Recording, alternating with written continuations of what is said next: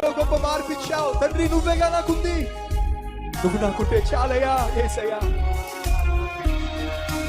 అర్థం చేసుకుంటూ పాడదాం, నేర్చుకొని పాడదాం.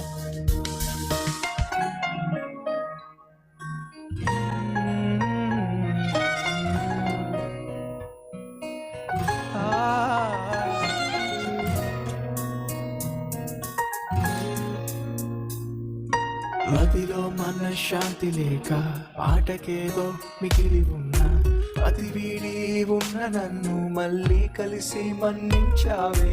మదిలో మనశ్శాంతి లేక ఆటకేదో మిగిలి ఉన్నా, అతి వీడి ఉన్న నన్ను మళ్ళీ కలిసి మన్నించి నా కథలో ఓ మలుపే తెచ్చావే. నా గుండెలో గొప్ప మార్పే ఇచ్చావే. యేసయ్యా నాకున్నది నీవయ్యా, యేసయ్యా నీవుంటే చాలయ్యా. ఎవరేమనుకుంటున్నా, నిన్నారాధిస్తున్నా, నేనేమైపోతున్నా, నిన్ను కీర్తిస్తూ ఉన్నా.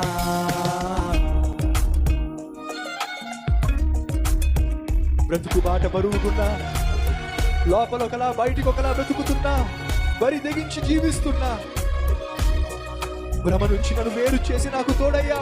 బ్రతుకు బాట బరువుకున్నా, బయటికొకలా బ్రతుకుతున్నా, బరిలేని నన్ను చేరి భ్రమ నుండి వేరు చేసావే. బ్రతుకు బాట బరువుకున్నా, బయటికొకలా బ్రతుకుతున్నా, బరిలేని నన్ను చేరి భ్రమ నుండి వేరు చేసి యేసయ్యా నన్నే భరించావా.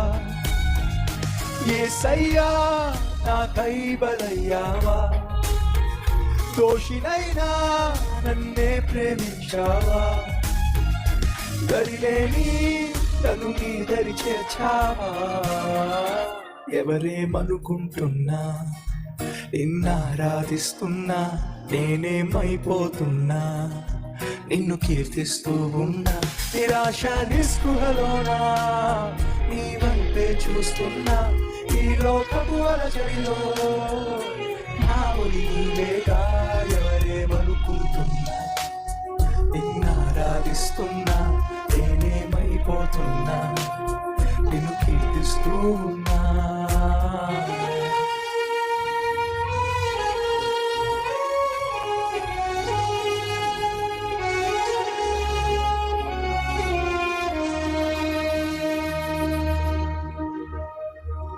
ప్రార్థన.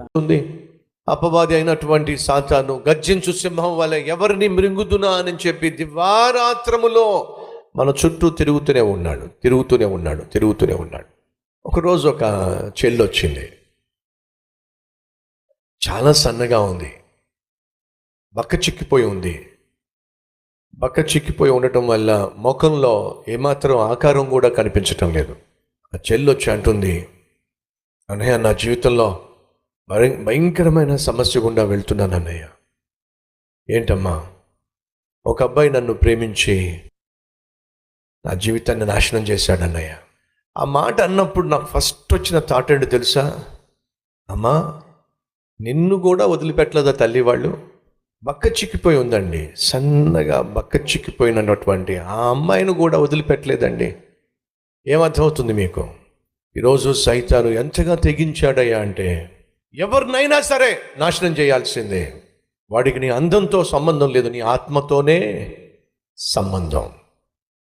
ఎలాగైనా సరే నిన్ను నరకానికి తీసుకెళ్ళాలి. అలా నరకానికి తీసుకెళ్లే ప్రక్రియలో ఈ భూమి మీద నీ చేత నానా పాపిష్టి పనులు చేయించాలి. అదే వాడి ఉద్దేశం. కాబట్టి సహోదరి సహోదరులు, మీరు ఎవరైనా ఉన్నారా? నేను పేదవాడిని కదా, నేను పేదవాడిని కదా, కాబట్టి సైతాన్ నా జోలికి రానే రాడు. నాకు పెద్ద అందం లేదు కదా, నేను నల్లగా ఉంటాను కదా, నేను పొట్టిగా ఉంటాను కదా, నేను సన్నగా ఉంటాను కదా, నాకు చదువు లేదు కదా, కాబట్టి సైతాన్ నన్ను శోధించటం లేదు అన్నవారు ఎవరైనా ఉన్నట్లయితే మీరు చేయి చూపించండి. ఉన్నారా ఈరోజు మన మధ్య? అన్న అస్సలు సైతాన్ నా జోలికి రానే రాడన్నా, అయితే నువ్వు పెద్ద సైతాన్ అయి ఉండాలి. అంతే కదండి. నువ్వెవరివైనా సరే నీకంటూ ఒక ఆత్మ ఉంది. ఆ ఆత్మను నరకాన్ని తీసుకెళ్ళడమే సైతాన్ పని. సహోదరి సహోదరులు, ఆమె అందాన్ని చూసి నీ మనస్సులో నువ్వు ఆశపడొద్దు. ఈరోజు చాలామంది అబ్బాయిలు కాస్త అందంగా ఉన్న అమ్మాయి కనిపిస్తే చాలు వారి హృదయంలో ఎన్ని కోరికలు వస్తాయో, ఎన్ని ఆశలు వస్తాయో. కాబట్టి సహోదరులు సహోదరులు దయచేసి వినండి. అబ్బాయి ఆకర్షణ కావచ్చు, అమ్మాయి ఆకర్షణీయంగా ఉండొచ్చు, కానీ బైబిల్ సెలవిస్తుంది కాలేజీలో చదువుకుంటున్న రోజుల్లో నీ పని ఏమిటంటే చదువుకోవడం. ఉద్యోగం చేస్తున్నట్లయితే ఆ ఉద్యోగులు నీ పని ఏమిటంటే ఉద్యోగం చేసుకోవడం. హాస్పిటల్లో నీకు ఉద్యోగం ఉన్నట్లయితే అక్కడ ఉద్యోగం, హాస్పిటల్లో వైద్య వృత్తిలో నీ పని నువ్వు చేసుకోవడం.